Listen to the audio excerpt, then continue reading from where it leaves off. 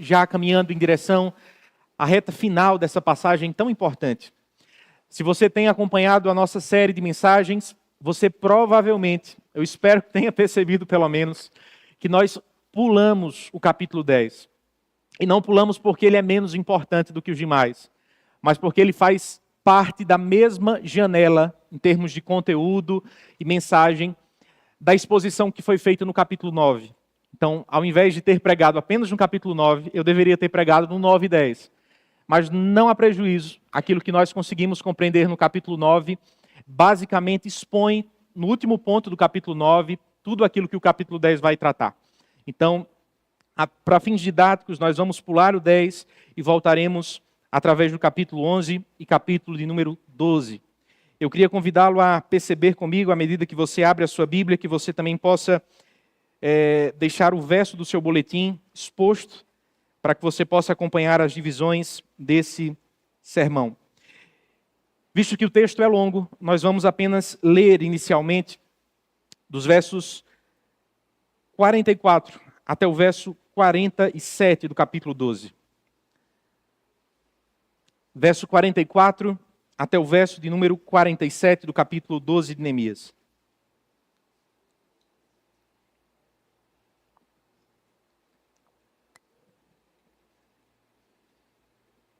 Assim diz o texto, assim diz a palavra de Deus.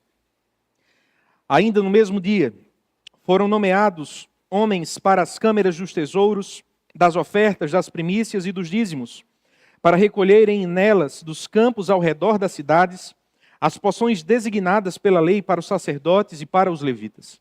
Porque o povo de Judá estava alegre por causa dos sacerdotes e dos levitas que ministravam ali, e executavam o serviço do seu Deus e o serviço da purificação.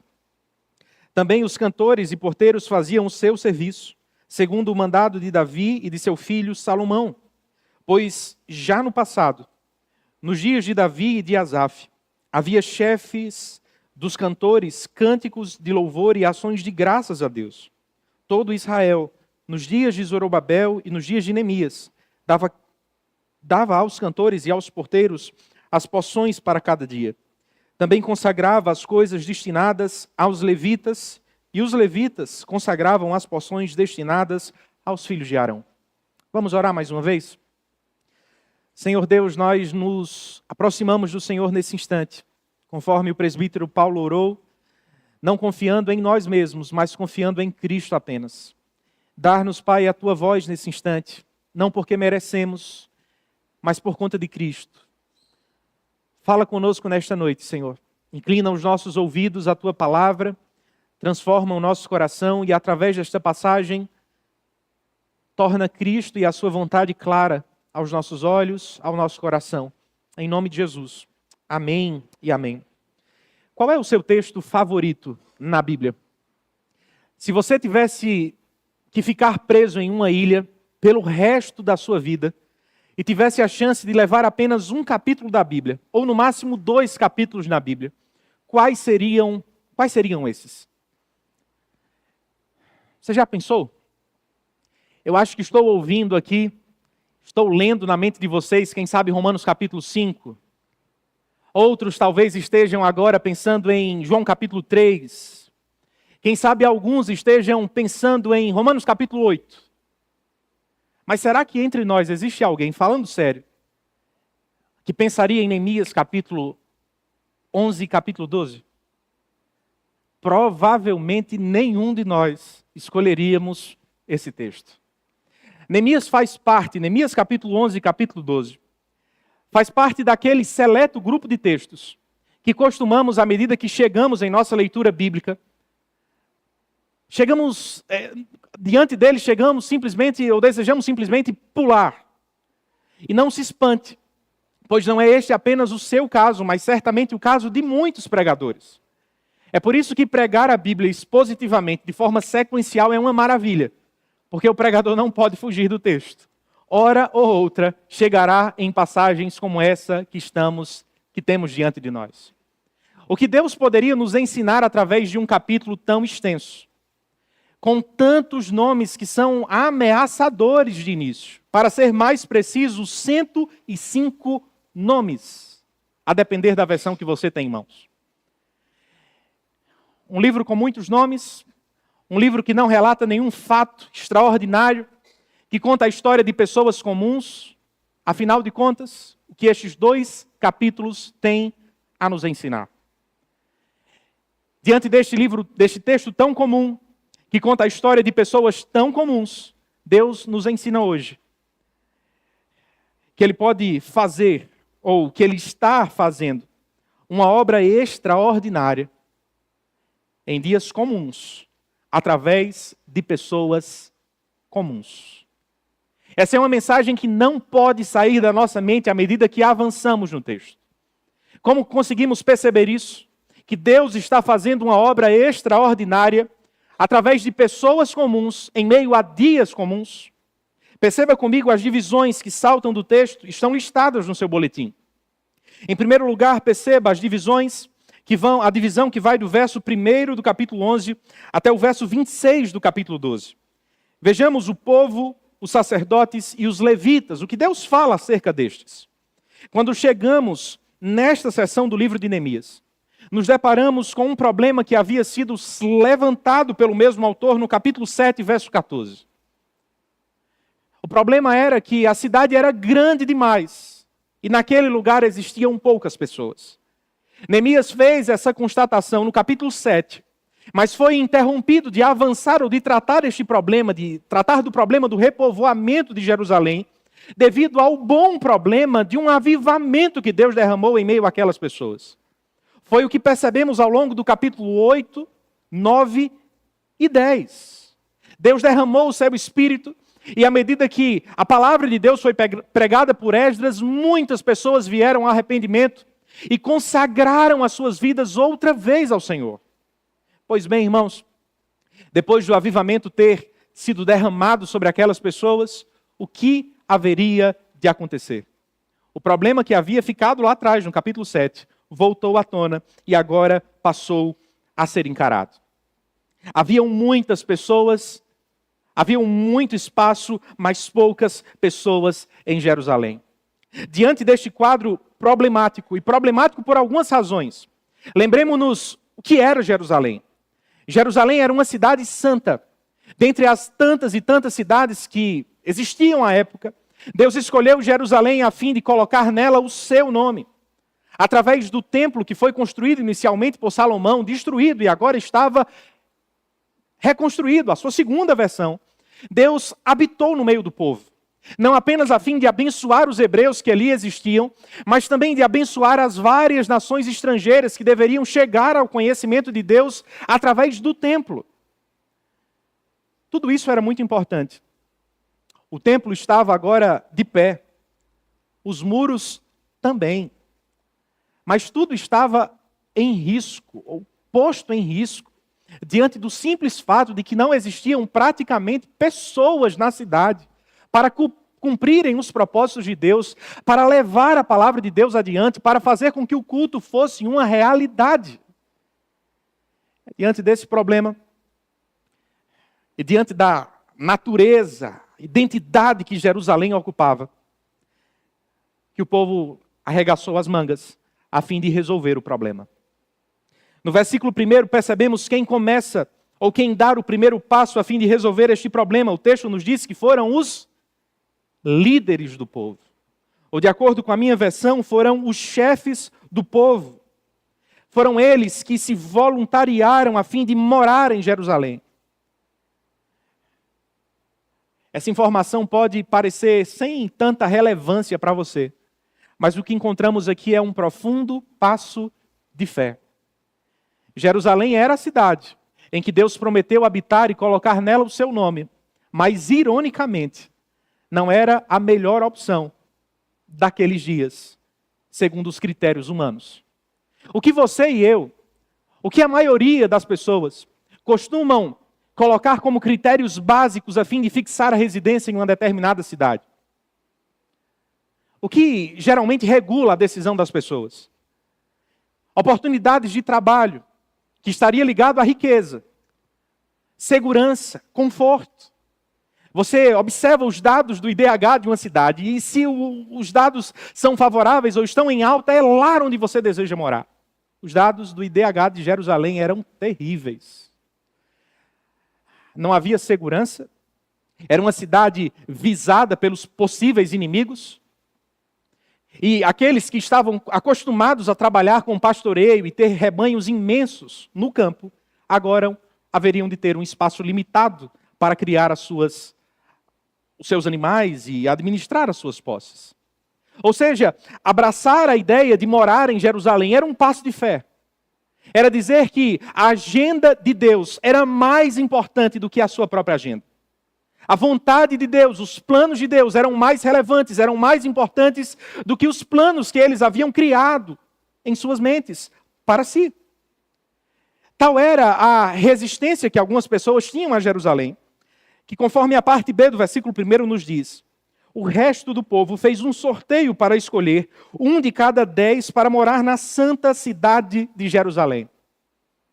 Eles precisaram jogar os dados, ou colocar os palitinhos, para decidir quem ficaria com esta bomba. Quem é que vai ficar em Jerusalém? E dentre 10 pessoas, uma era escolhida. Se dentre os moradores de Jerusalém existiam esses dois grupos, um terceiro é apresentado com o verso de número 2. O texto nos diz que o povo abençoou todos os homens que voluntariamente se ofereciam para morar em Jerusalém. Um detalhe importante, ou seja, além dos líderes, além destes que foram escolhidos, talvez a contragosto, através de sorteio, existiam esse terceiro grupo, composto por pessoas que voluntariamente se ofereceram para abraçar a agenda de Deus. Que desafio aquelas pessoas abraçaram, irmãos. Após destacar a escolha desses homens e mulheres pela agenda de Deus, o texto continua, a partir do versículo de número 3, até o versículo de número 26, destacando uma longa lista com muitos nomes. O que Deus desejava nos ensinar, através dessa longa lista com muitos nomes, que vou poupar você nesse instante, você pode ler essa longa lista com vários nomes em casa. Em primeiro lugar, poderíamos apontar um aspecto histórico, imediato. Deus desejava, historicamente, deixar registrado aqueles que haveriam de se tornar responsáveis pela liderança espiritual do povo, por dar seguimento ao culto que Deus havia estabelecido, que era a sua vontade para o seu povo. Por outro aspecto, em termos teológicos, poderíamos destacar uma verdade simples, mas ao mesmo tempo poderosamente impactante aos nossos corações. A verdade é que Deus vê. Você já parou para pensar sobre este simples, ao mesmo tempo poderoso aspecto que a Bíblia nos destaca, como por exemplo neste texto? Deus conhecia aquelas pessoas. Ele sabia os seus nomes. Ele conhecia cada homem, cada mulher mencionada. Ele sabia o nome de cada uma daquelas gerações que estão representadas nesse texto. Ele tinha juízo de valor acerca das escolhas que aquelas pessoas fizeram. Tal é o fato que em alguns momentos ao longo desse texto, como por exemplo no final do versículo 6, Deus chega a adjetivar estas pessoas pelas escolhas que elas fizeram. O verso de número 6 nos diz que Deus os chamou de homens valentes.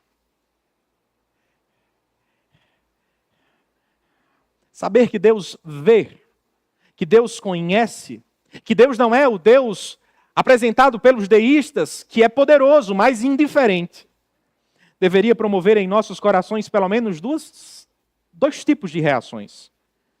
Em primeiro lugar, deveria promover em nosso coração temor e arrependimento. Deus vê, Deus conhece, Deus sabe quem nós somos, Deus sabe as nossas melhores ações e também sabe as nossas omissões. Deus sabe os atos de coragem que tomamos em seu nome, mas Deus também sabe os vários e vários atos de covardia que foram evidenciadas pela falta de temor, de zelo pelo seu nome. Saber que Deus vê conhece a nossa vida e a nossa história, deveria nos fazer repensar a forma como estamos vivendo. Como temos levado a nossa vida e o nosso serviço a Ele.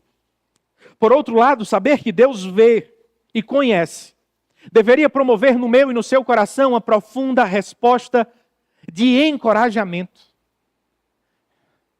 Deus conhece as nossas dificuldades em servi-lo.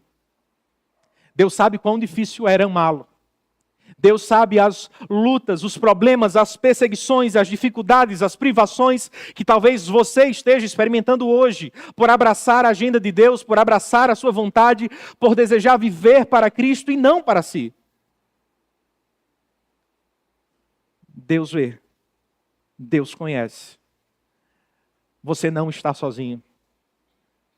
Os seus olhos não estão para além de alcançar a sua vida. Deus sabe as lutas, Deus sabe os problemas, Deus sabe as nossas dificuldades. E que maior encorajamento poderíamos ter nessa história do que saber que o Deus Todo-Poderoso está conosco à medida que fazemos a sua vontade. Irmãos, não foi isso o que o próprio Senhor Jesus garantiu aos seus discípulos em Mateus capítulo 28, versículo 20. Diante da grande missão que os havia dado, de abraçar a agenda dele, ao invés da nossa agenda, de conforto, de segurança, de uma vida tranquila, ele garantiu a cada um dos seus discípulos daqueles dias e dos nossos dias: eis que estou convosco todos os dias até a consumação dos séculos.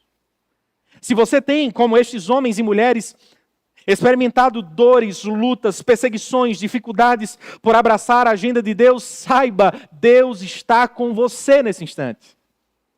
Que isso sirva de encorajamento e perseverança para os seus passos.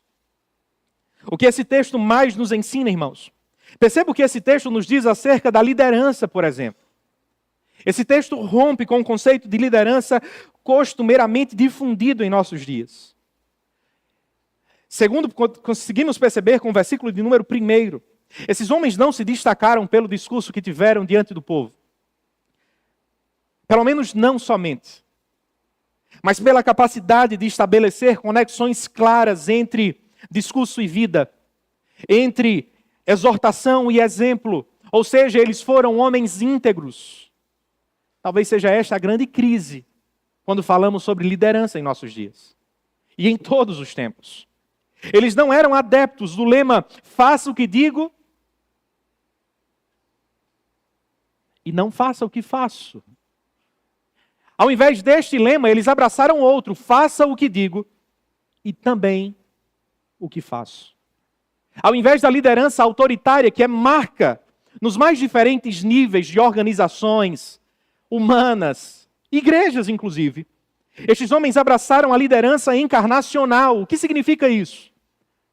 Não se trata de um termo novo, ou pode até se tratar de um termo novo, mas não se trata de um conceito novo, pelo menos.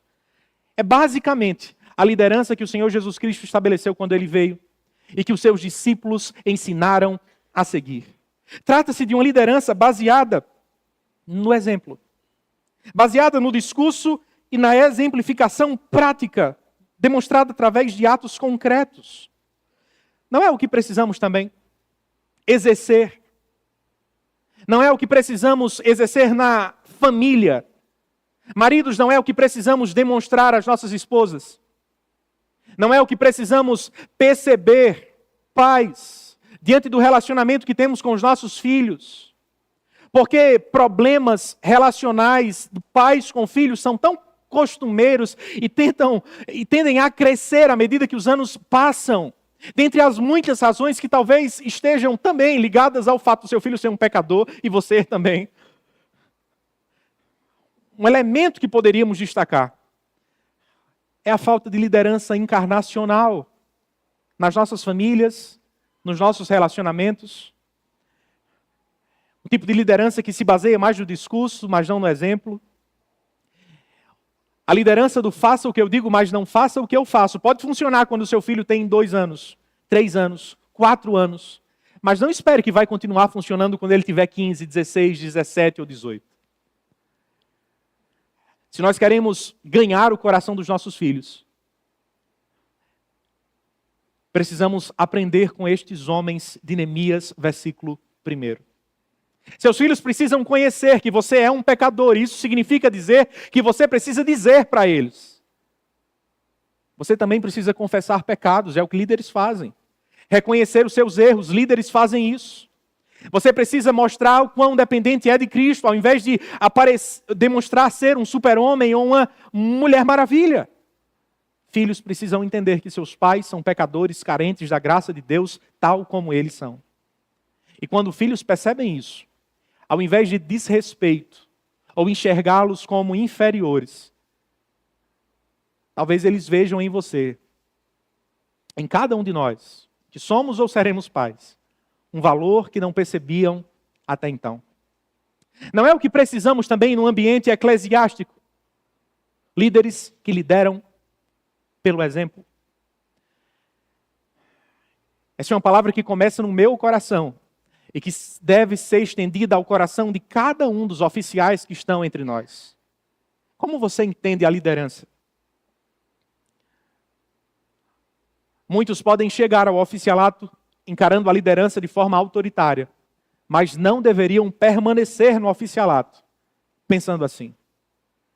O tipo de liderança que o Senhor Jesus Cristo nos chama a abraçar é encarnacional, irmãos. Prova disso está nas palavras que o apóstolo Paulo escreveu aos Filipenses. Capítulo 4, versículo 9, quando este disse: o que também aprenderam, receberam e ouviram de mim, e o que viram em mim. Note que o apóstolo Paulo não para no discurso. Naquilo que eles ouviram de Paulo, naquilo que aprenderam do apóstolo Paulo através de uma boa aula de escola bíblica. Não. Liderança envolve sim discurso, envolve sim ensino. Ele fez isso com os filipenses. Mas ao falar sobre o tipo de liderança que eles deveriam demonstrar, ou o tipo de vida que eles deveriam viver, ao chamá-los ao arrependimento, ele aponta para a sua própria história pessoal, para o seu próprio testemunho de vida. Aquilo que vocês ouviram, receberam, aprenderam, mas também o que vocês viram em mim, isso ponham em prática. Se desejamos liderar como Jesus, precisamos abraçar esse tipo de liderança. Esse texto também nos ensina acerca das pautas que governam a nossa vida. Quando você olha para o exemplo que esses homens tiveram ao escolher os destroços de Jerusalém, uma projeção de vida não tão próspera como poderiam ter em outros lugares, ou quem sabe não tão segura como poderiam encontrar nas cidades vizinhas de Jerusalém, visto serem menos visadas pelos inimigos, possíveis invasores que poderiam vir ao encontro deles. Esses homens mostram que a agenda de Deus lhes era mais importante. Quando ouvimos isso, imediatamente talvez pensemos nos campos missionários. Homens e mulheres que decidiram escolher a agenda de Deus ao invés da sua própria agenda. Que decidiram priorizar a vontade de Deus do que a sua própria vontade por conforto, por estabilidade, por segurança e fato. De fato, esse texto nos lembra disso. Esse texto nos lembra destes homens e mulheres que abriram mão de tudo para encontrarem o tudo verdadeiro, Cristo Jesus e a sua vontade. Mas eu queria que você tentasse enxergar para além dos campos missionários nesse instante. Tentasse enxergar a sua vida, a minha vida, à luz desta passagem. Talvez Deus chame alguns dentre nós para morarmos do outro lado do mundo, assim como Ele fez com Albano e com Elka. Para pregarmos no Iraque, no Afeganistão, na África ou na China. Oramos por isso, esperamos isso. Desejamos que Deus faça isso de forma abundante em nosso meio. Mas o fato é que a maioria de nós, muito provavelmente, continuará a ser médico, advogado, professor, enfermeiro, biólogo. Continuará a viver em Porto Velho ou em outra cidade futuramente. E não podemos achar, por isso, que esse texto nada nos diz a respeito.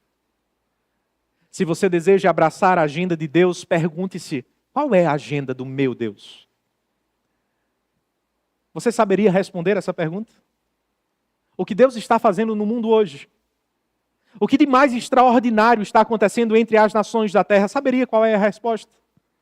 Não, o que há de mais importante na terra hoje não é a disputa do presidente dos Estados Unidos com o presidente da Rússia. Não é a guerra da Ucrânia com a Rússia. Não são as bolsas de valores, as crises que podem vir, a estagnação econômica que pode nos pegar daqui para frente. Não são essas coisas que fazem parte dos eventos mais importantes que estão a acontecer neste exato instante, enquanto estamos reunidos nesta noite. A grande agenda que Deus tem para todas as nações, ao longo de todas as épocas, é tornar o seu nome conhecido entre todos os povos, para a glória de Deus. E Ele faz isso à medida que a palavra dEle se espalha nos corações de perto e nos corações de longe.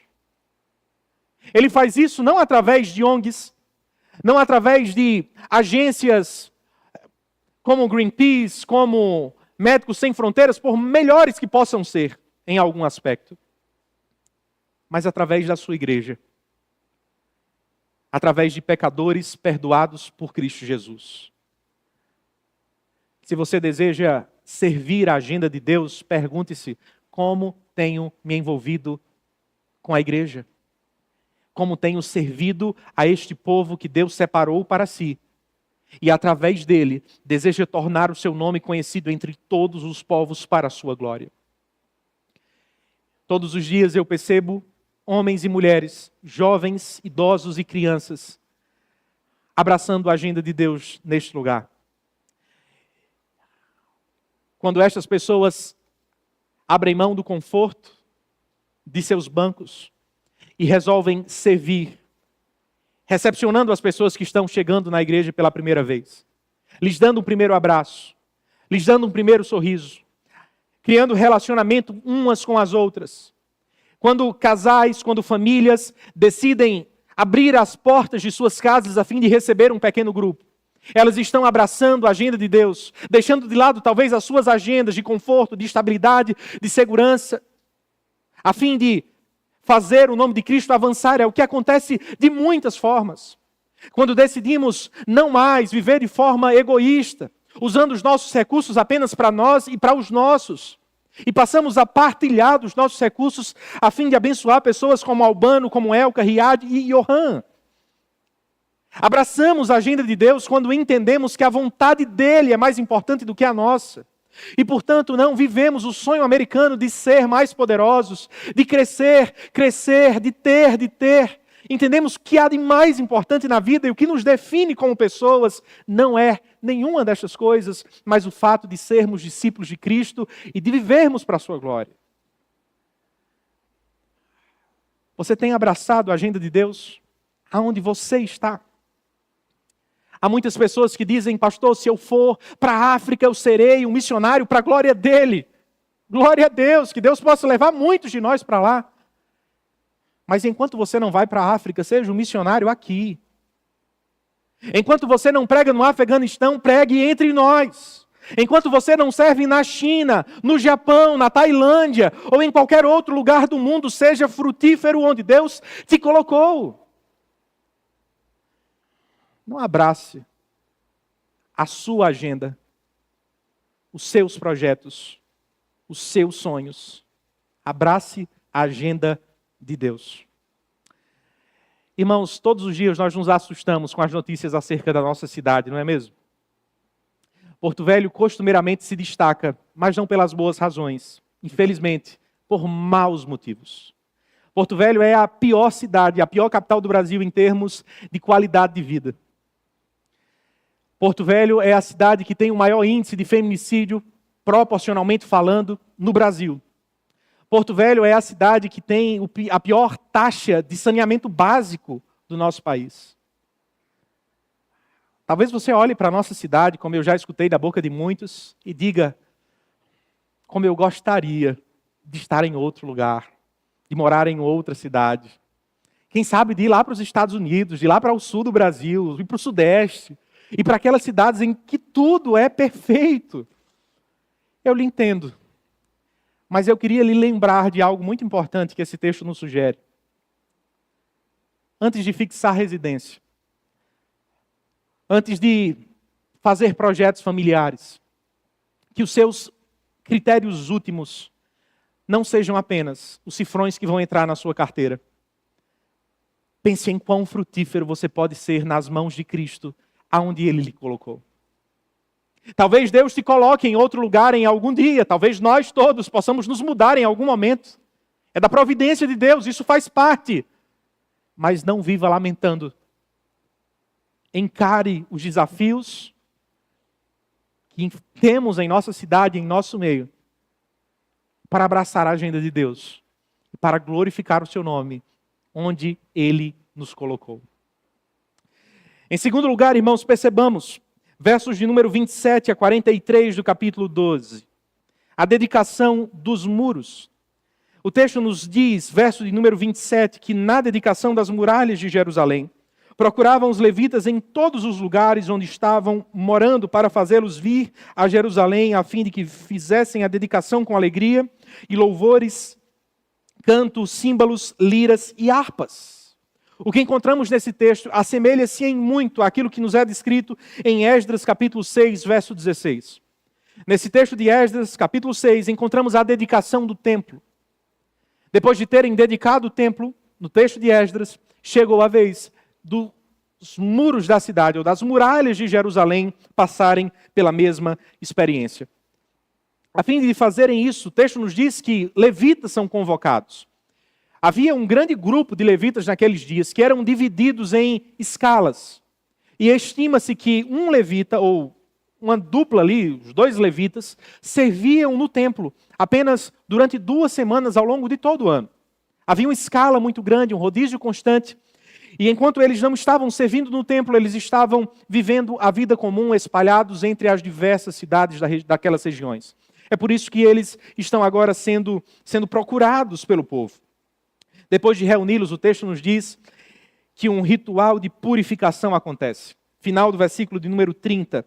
O texto nos diz que os sacerdotes e os levitas, que foram encontrados finalmente, passam a purificar a si mesmos. Depois eles purificam o povo e, por último, purificam os muros. Ao certo, não sabemos como este ritual de purificação aconteceu. Provavelmente, pelo que tudo indica, de acordo com textos como, por exemplo, Levítico capítulo 16, Êxodo 12 ou ainda Números 8, podemos pensar que este rito estava ligado com o sacrifício de alguns animais. Ou quem sabe com aspergir água sobre os muros e sobre as pessoas.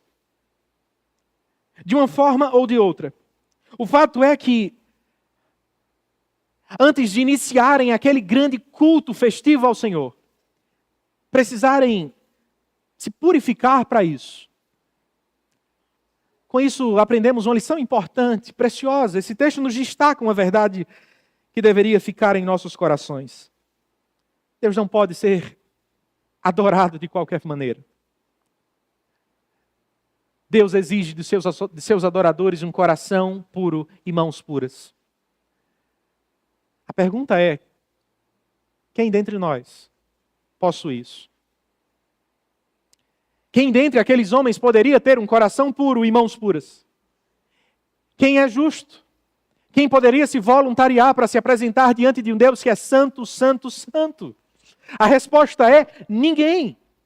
É por isso que eles apresentavam sacrifícios, não porque o sangue de bois ou de bodes poderia perdoar pecados, não podem. Tratavam-se de setas para a verdadeira purificação que eles e que nós precisávamos. E que nos veio através de Cristo Jesus. No texto de 1 João encontramos a verdade de que se confessarmos os nossos pecados a Deus, Ele é fiel e justo para nos perdoar os pecados e nos purificar de toda injustiça. O que aqueles homens precisavam é aquilo que nós temos em Cristo Jesus, irmãos. É por isso que quando orou, o presbítero Paulo disse, Senhor, aceita as nossas orações não porque merecemos, mas por conta de Cristo. É por isso que quando cultuamos precisamos entender que necessitamos estar escondidos na cruz. Porque se Deus derramasse sobre nós justiça, sem Cristo, todos nós estaríamos absolutamente perdidos. Depois de passarem por esse rito, extremamente didático aos seus corações e aos nossos, o texto nos diz, no verso de número 31, então ordenei que as autoridades de Judá subissem sobre a muralha e formei 2 grandes coros em procissão. Igor, eu não sei se eles tocavam violoncelo, mas os instrumentos eram dos melhores. Eles fizeram 2 grandes grupos. 2 grandes grupos de louvor. Tentem imaginar o cenário. Subiram em cima daquela muralha. E então, enquanto um grupo liderado por Neemias ia para um lado, o outro liderado por Esdras trilhava o caminho oposto. De tal forma que haveriam de se encontrar em um lugar comum lá na frente. E enquanto faziam isso de forma ritmada, ao mesmo tempo, uma maravilha de grupo, adoravam ao Senhor, louvavam ao Senhor e se apropriavam de forma prática, simbólica, da grande obra que Deus lhes tinha proporcionado em Jerusalém. Os muros estavam outra vez em pé. Grande foi a alegria, grande foi a celebração, e isso nos fica claro através do verso de número 43.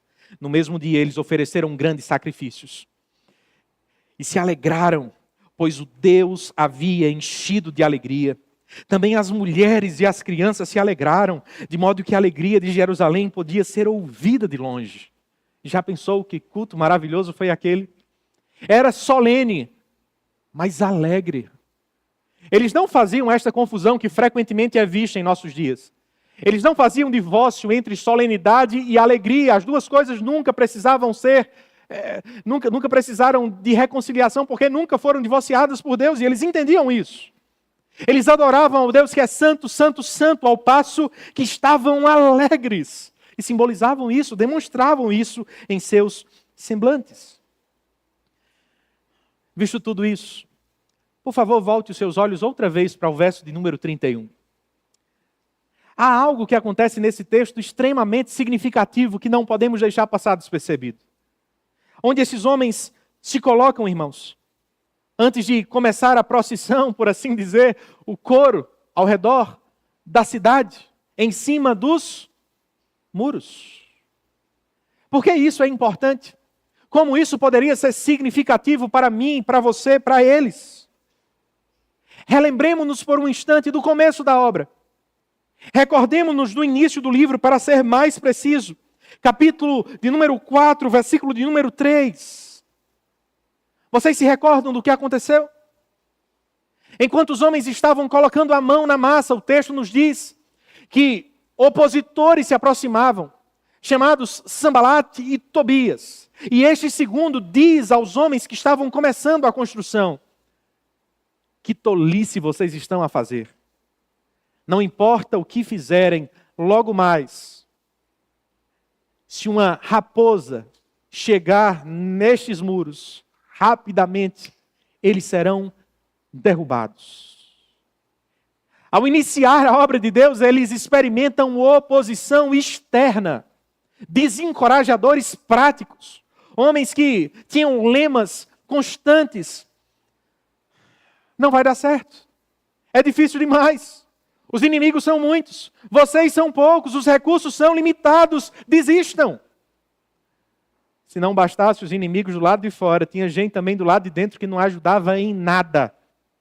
Versículo de número 5 do capítulo 3 nos informa que aqueles homens que mais deveriam ajudar são os que menos fazem.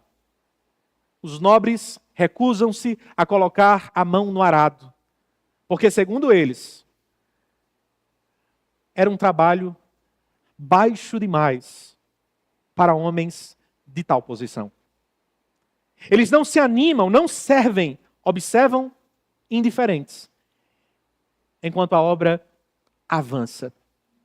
Por que esse texto é importante para o coração, era importante para o coração daquele povo, e mostra-se importante ao nosso coração? Deus não está mais reconstruindo muros, mas Deus está construindo um povo. E as experiências que aquele povo desfrutou em sua jornada não se mostram tão diferente da experiência que podemos desfrutar em nossos próprios dias e pele, irmãos. Se nos envolvermos com a obra de Deus, saibamos experimentaremos oposição, seremos perseguidos, experimentaremos dificuldade, opositores haverão de surgir.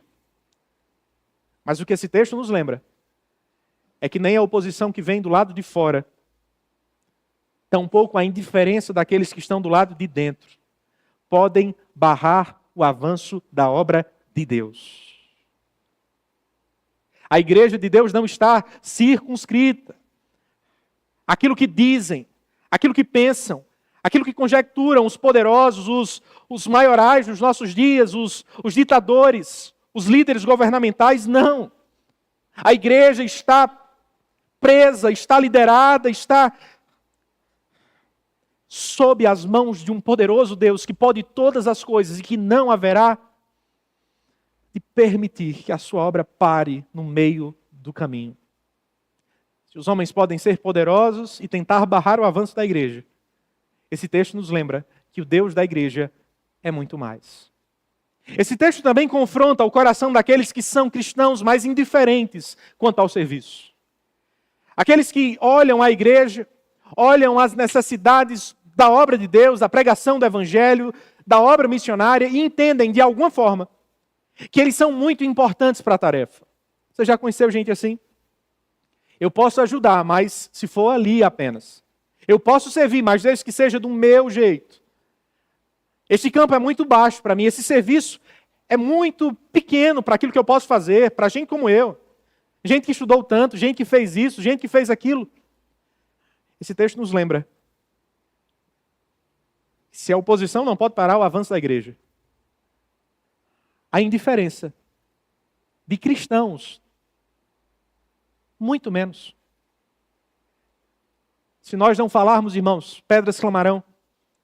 Se não formos nós, Deus levantará outros. Se nós não nos colocarmos à disposição, não se preocupe, você perderá muito. A igreja não. O reino de Deus não. Cristo não. Ele tem pessoas melhores do que eu e pessoas melhores do que cada um de nós. A obra de Deus continuará de pé. Porque ela nunca esteve presa a homens. Ela está presa à fidelidade do autor da igreja, do Senhor da igreja, do cabeça da igreja, Cristo Jesus. Se serve de encorajamento para você, que talvez tenha estado durante muito tempo agindo, comportando-se como estes homens, indiferentes. Eu queria lhe recordar de um texto importante de Apocalipse, capítulo 7, versos 9 e 10. Não foram apenas os muros de Jerusalém que foram concluídos e ficaram para além das expectativas das pessoas, que fez com que aquelas pessoas enchessem-se de alegria, homens, mulheres, crianças, e até mesmo as pessoas que estavam longe. Em Apocalipse capítulo 7, versículo de número 9 e 10, nós lemos que a obra que Deus começou há muito tempo atrás também ganhará cumprimento.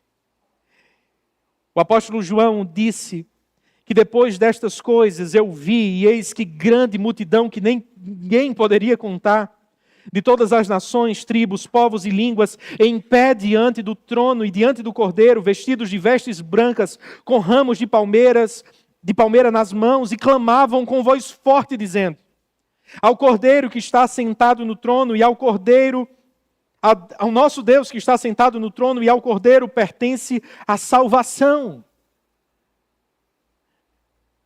Não eram poucas, mas todas as nações, línguas e povos da terra estavam diante de Deus.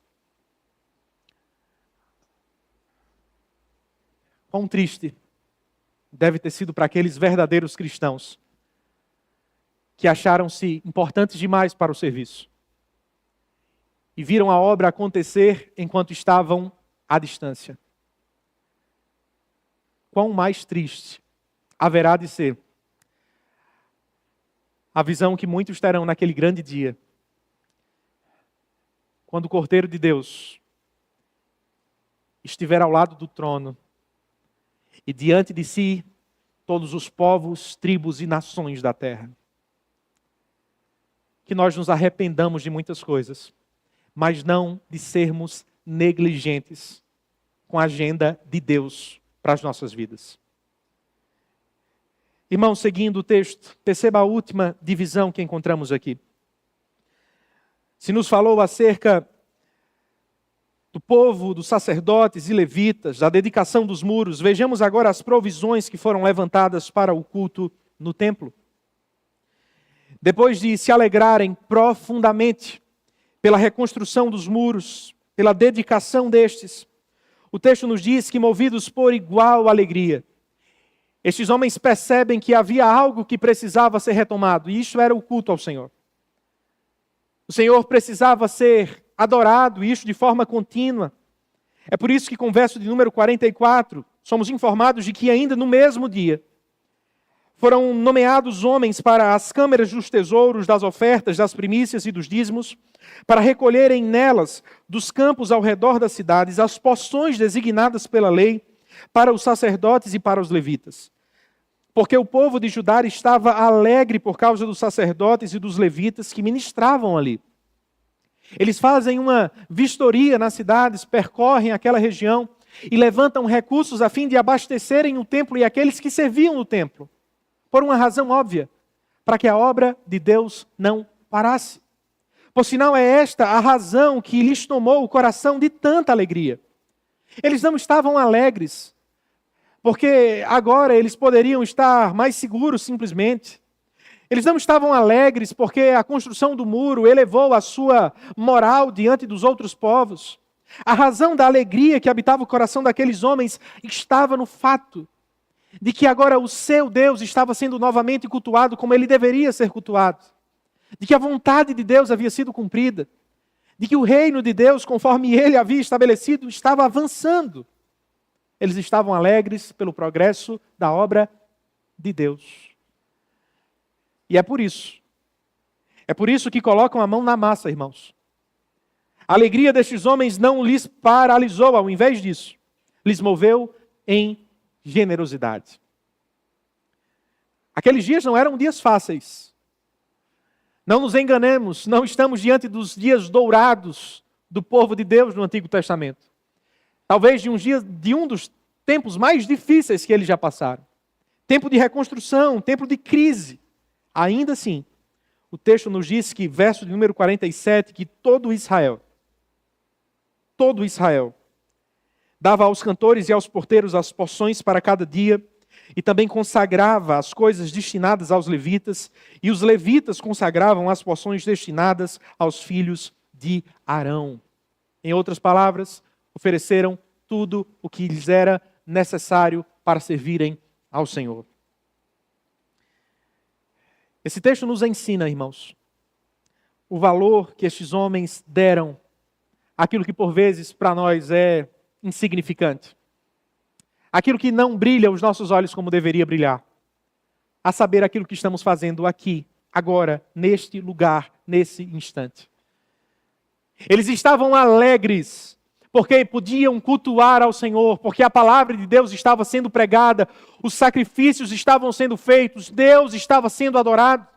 A obra de Deus produzia alegria em seus corações. A pergunta é, a obra de Deus ainda produz alegria nos nossos corações? Você ainda vibra pelo avanço do reino de Deus? Os seus olhos lacrimejam. O seu coração é partido frente a notícias difíceis no campo missionário. Nosso problema não é falta de alegria. Nos alegramos por muitas coisas. Alegramos quando estamos com saúde. Nos alegramos quando o dinheiro cai na conta. Nos alegrando quando ganhamos algo, algum presente. Nos alegramos com boa comida, com boa bebida. E nada de errado em nenhuma dessas coisas. Mas nos alegramos com aquilo que é de mais importante. O seu coração celebra quando escuta a notícia que uma família rendeu-se a Cristo Jesus. Celebra quando você percebe alguém sendo batizado em nosso meio e dizendo que Cristo é o Salvador da sua vida.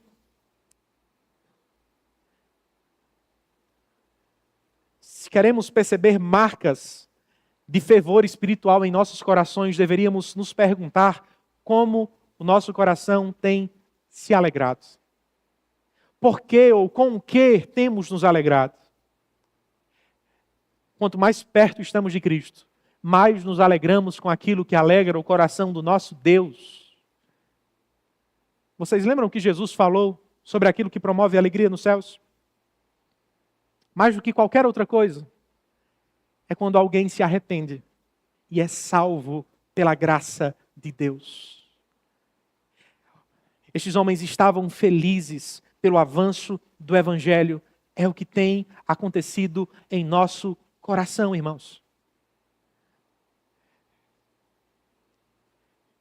Esse texto nos ensina sobre a importância do culto público, ao nos mostrar que por mais benéficas que sejam experiências que podemos ter extra culto, extra igreja local, o culto é o caminho ordinário que Deus estabeleceu para o seu povo a fim de edificá-los, de fazê-los florescer, de fazê-los crescer espiritualmente. Precisamos nos lembrar disso. Precisamos valorizar aquilo que estamos fazendo hoje como eles valorizavam lá atrás. Conferências são maravilhosas. Congressos também. Eventos podem ser bons, mas não nos esqueçamos. Salomão não disse isso, mas é verdade. Evento, meu amigo. A sua fé não pode estar estabelecida em um evento, em um grupo, em um congresso, em uma programação de um final de semana, de uma semana. Não pense que haverá de florescer, de frutificar, de abençoar vidas, de parecer-se mais com Cristo, se a sua vida está, se sua dieta espiritual está baseada unicamente nisso. Infelizmente, existem pessoas que vivem de evento em evento, de congresso em congresso. E por que não crescem nessa área? Porque eu não fui no congresso sobre família, por isso que eu sou um péssimo pai, eu sou um mau marido. Porque eu não sou um bom filho, porque eu não fui no novo congresso que teve lá do outro lado do país, ou do outro lado do estado, ou na minha cidade. Se nós desejamos crescer espiritualmente, nós não precisamos dessas coisas, irmãos. Elas são eventuais. Se fazem parte da nossa experiência cristã, deveriam ser a nota de rodapé. Você sabe o que haverá de fazer o seu coração se parecer mais com Cristo? Verdadeiramente florescer para a glória de Deus.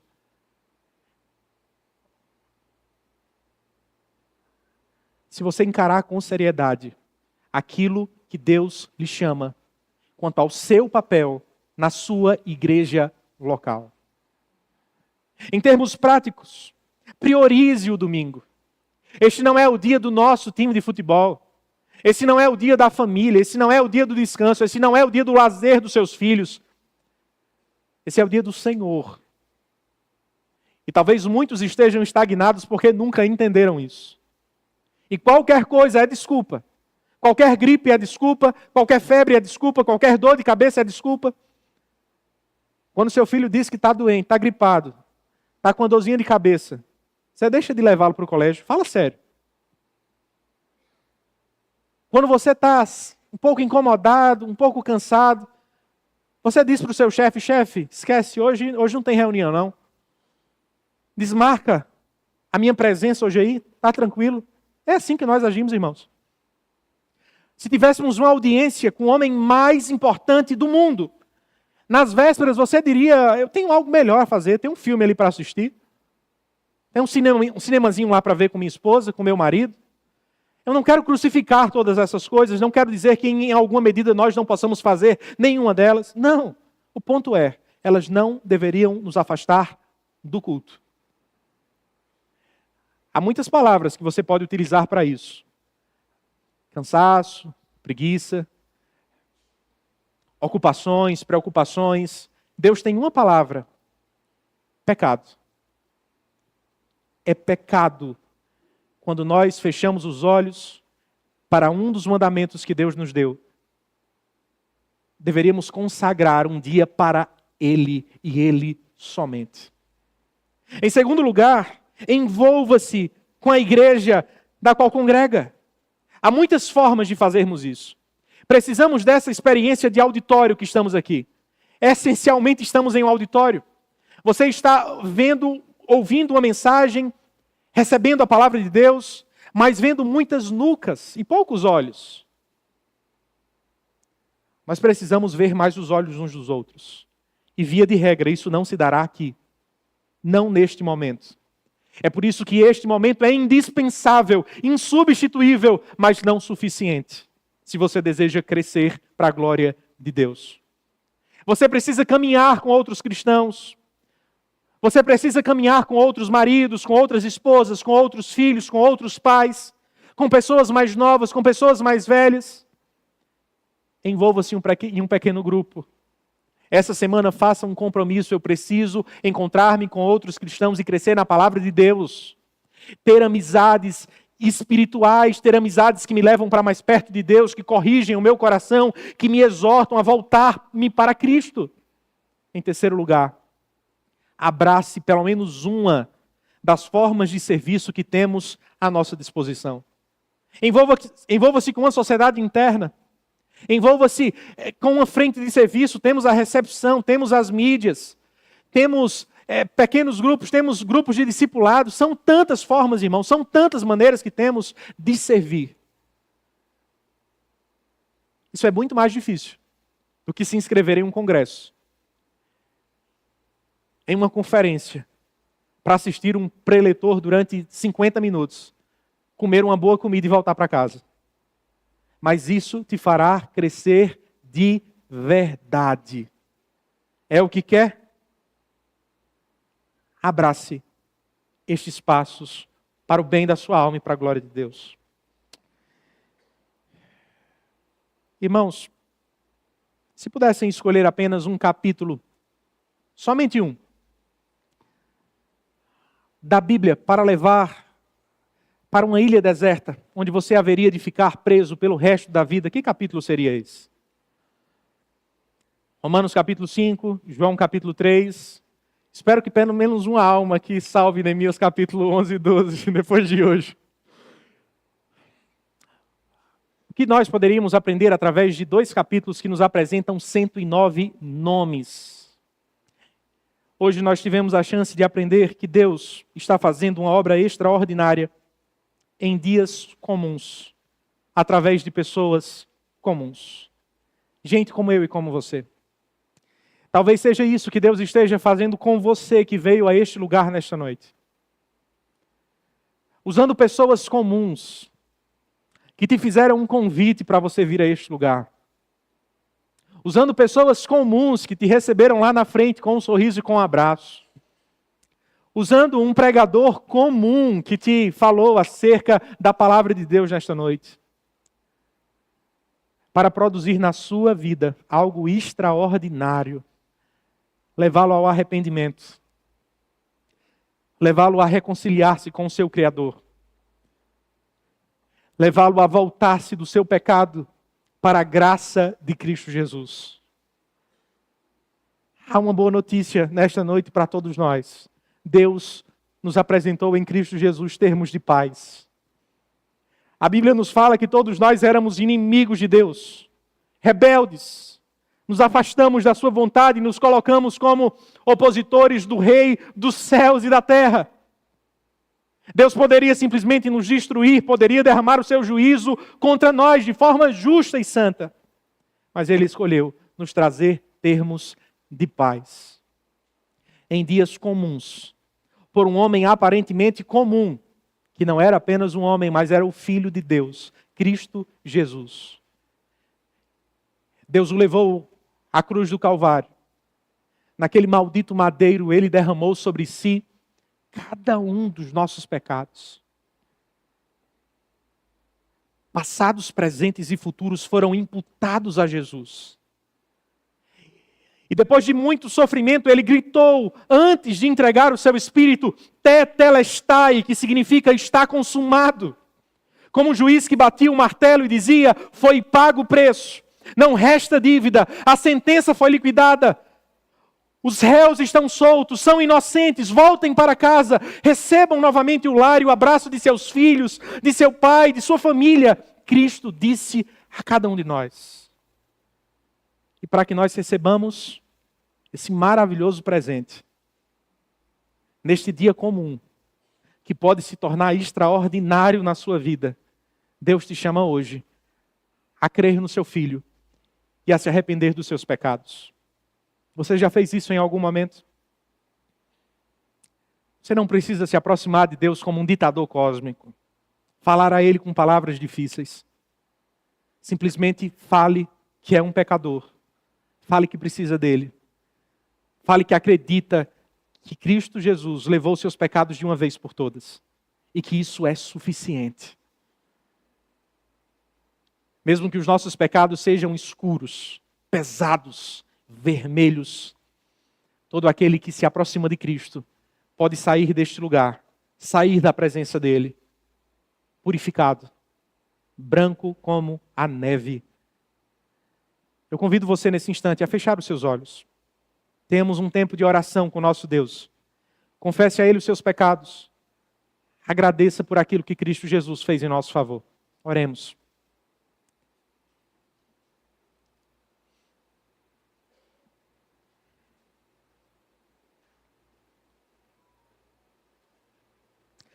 Senhor Deus, nós nos aproximamos de Ti, Senhor, nesta noite.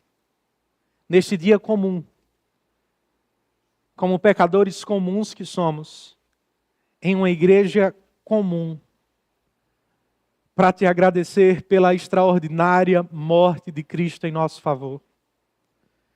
Aquilo que para os homens era desprezo, para nós é a nossa esperança, Senhor. Obrigado porque no Senhor Jesus foram lançados os nossos pecados. A Tua ira caiu sobre Ele para que não mais caísse sobre nós. Nós queremos Te pedir perdão pelos nossos pecados. Cada pessoa, Senhor, que nesta noite veio ao Teu encontro a fim de ouvir a Tua voz, que o Teu Espírito Santo traga esta profunda consciência, compreensão de quão pecadores somos, mas de quão amados, muito mais amados nos tornamos em Cristo. Por favor, Senhor Deus, transforma vidas nesta noite. Faz com que este dia seja o dia mais importante da vida de muitas pessoas. Que esse dia seja um dia de salvação para muitas famílias. Dia de arrependimento, dia de festa nos céus. Dia de alegria, Senhor. De grande alegria. Por ser perdoado. Por sermos reconciliados contigo. Por sermos tratados como teus filhos. Por não sermos mais os teus inimigos, mas agora estarmos sentados à tua mesa por aquilo que Jesus fez em nosso favor. Muito obrigado, Senhor. Muito obrigado por estarmos reunidos nesta noite. Muito obrigado pelo privilégio que o Senhor nos dá de estarmos em um lugar onde podemos ouvir a tua palavra, cantar a tua palavra, orar a tua palavra. De termos os nossos pecados expostos, mas ao mesmo tempo de termos a tua graça revelada. E saber que por maiores que sejam os nossos pecados, a Tua graça os cobre de forma abundante. Senhor, obrigado por sermos relembrados nesta noite de que não somos diante do Senhor o que nós fazemos, mas o que Cristo fez. Não somos aceitos pelas nossas obras, mas pela obra de Jesus.